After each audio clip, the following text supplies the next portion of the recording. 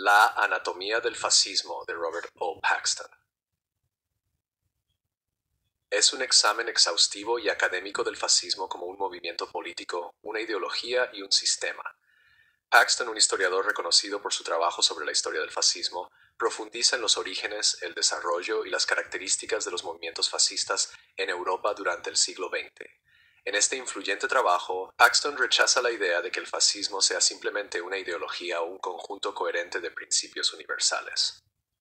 En lugar de eso, ofrece un análisis matizado, argumentando que el fascismo es un fenómeno dinámico y en constante evolución, moldeado por contextos sociales, políticos y económicos específicos. Esta reseña explorará los temas clave y los argumentos presentados en La anatomía del fascismo, examinando las contribuciones de Paxton a nuestra comprensión de los movimientos fascistas y su atractivo. El surgimiento del fascismo. Paxton comienza desglosando el surgimiento histórico del fascismo, especialmente después de la Primera Guerra Mundial. El colapso de sistemas políticos y sociales establecidos en toda Europa, exacerbado por el trauma de la guerra, la inestabilidad económica y los conflictos de clases, creó un terreno fértil para el ascenso de movimientos autoritarios. El fascismo, según Paxton, surgió no en aislamiento, sino como parte de una reacción ante las amenazas percibidas del socialismo, el comunismo y la democracia liberal. Fue un movimiento que buscaba restaurar el orden y el orgullo nacional al rechazar el caos y la fragmentación del periodo de posguerra. Las características centrales del fascismo, como Paxton las describe, incluyen el nacionalismo, el anticomunismo y el compromiso con un Estado fuerte y centralizado. Sin embargo, el fascismo no es simplemente una ideología basada en estos elementos, también es una práctica política que se desarrolla a través de la dinámica de la movilización de masas, el liderazgo carismático y el uso de la violencia para lograr objetivos políticos. Paxton enfatiza que el fascismo no es una fuerza fija e inmutable, sino una estrategia política que se adapta a las circunstancias cambiantes de la época. El fascismo como movimiento político. Uno de los temas centrales en la anatomía del fascismo es la distinción entre el fascismo como ideología y el fascismo como movimiento político. Paxton argumenta que el fascismo es, ante todo, una práctica política que evoluciona a través de la interacción con otras fuerzas políticas. A diferencia de las ideologías marxistas o liberales, que pretenden ofrecer una visión integral de la sociedad, el fascismo es más pragmático y oportunista. Los movimientos fascistas rara vez surgieron de un esquema ideológico completamente formado, en cambio fueron impulsados por la necesidad de consolidar el poder y atraer a una amplia base de apoyo. El atractivo del fascismo para diferentes segmentos de la sociedad se basaba en una combinación de factores. Para la clase trabajadora, el fascismo prometía una solución a los fracasos percibidos de los movimientos socialistas y un rechazo a la política de clases de la izquierda. Para la clase media ofrecía una sensación de seguridad y protección contra la amenaza de la revolución y las fuerzas desestabilizadoras de la agitación económica y social. Para las élites, el fascismo proporcionaba una forma de mantener su poder y privilegio mientras aseguraba la estabilidad del Estado. La clave del éxito del fascismo fue su capacidad para movilizar grandes segmentos de la población mediante organizaciones de masas y líderes carismáticos. Paxton aborda el papel de los grupos paramilitares, como las camisas negras en Italia y las camisas marrones en Alemania, en la promoción de la agenda fascista. Estas organizaciones no eran simplemente herramientas de violencia, sino también vehículos importantes para construir un sentido de comunidad e identidad colectiva entre los partidarios. A través de concentraciones, propaganda y la creación de una sensación de renovación nacional, los movimientos fascistas pudieron transformarse de fuerzas políticas marginales a poderes políticos dominantes. La ideología fascista y el nacionalismo. Paxton sostiene que el nacionalismo está en el núcleo de la ideología fascista, aunque adopta diferentes formas según el contexto. El nacionalismo fascista suele estar arraigado en un sentido de declive o humillación nacional, que se percibe como resultado de la decadencia interna o amenazas externas.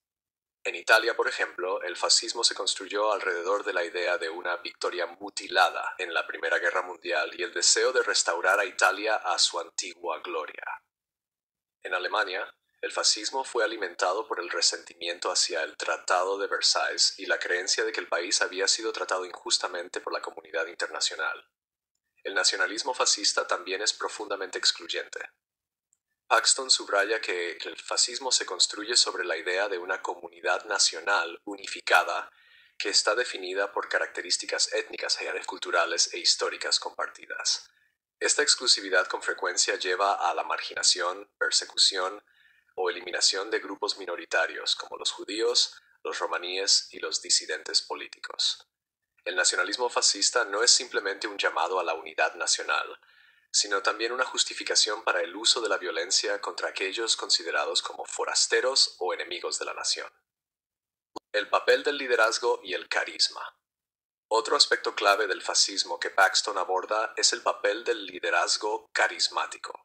El fascismo a menudo se centra en un líder dominante, que encarna los valores y aspiraciones de la nación.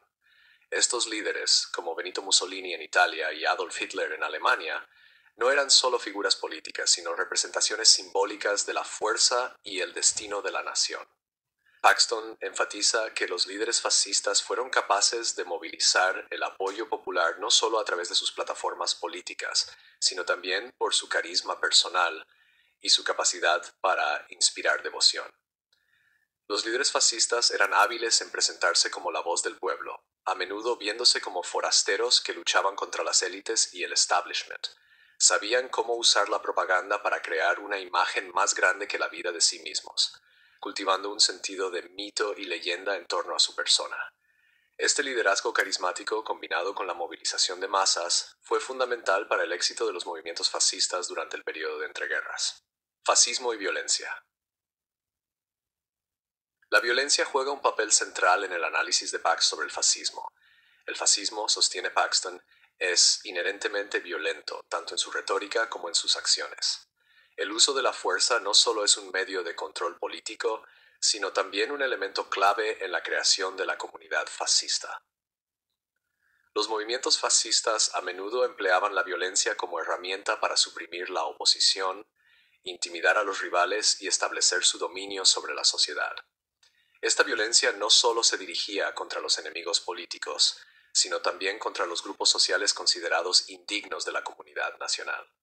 Paxton explora cómo la violencia fue central para la identidad de los movimientos fascistas, señalando que los fascistas a menudo glorificaban la guerra y el militarismo.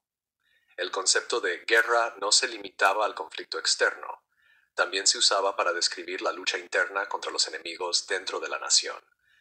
De este modo, el fascismo se veía a sí mismo como una lucha continua y existencial por la supervivencia y renovación de la nación. El fascismo en el poder. En las últimas secciones de la anatomía del fascismo, Paxton examina qué sucede cuando los fascistas llegan al poder. El fascismo, como señala Paxton, no se trata solo de tomar el poder, sino también de transformar la sociedad. Cuando los fascistas logran controlar el Estado, a menudo buscan remodelar el paisaje político, social y económico para reflejar su visión de la nación. Sin embargo, Paxton subraya que el fascismo no necesariamente implica una transformación completa de la sociedad. En cambio, a menudo depende de alianzas pragmáticas con élites establecidas, como el ejército y los líderes empresariales, para afianzar su poder. A pesar de su énfasis en la unidad nacional, el fascismo a menudo fomenta el desarrollo de una sociedad jerárquica y fragmentada. Por ejemplo, los regímenes fascistas a menudo empoderaban a ciertos grupos, como el ejército y las organizaciones paramilitares, mientras marginaban a otros. Aunque los fascistas buscaban eliminar a la izquierda política, también se enfrentaban a desafíos dentro de sus propias filas, incluidas facciones competidoras y divisiones ideológicas.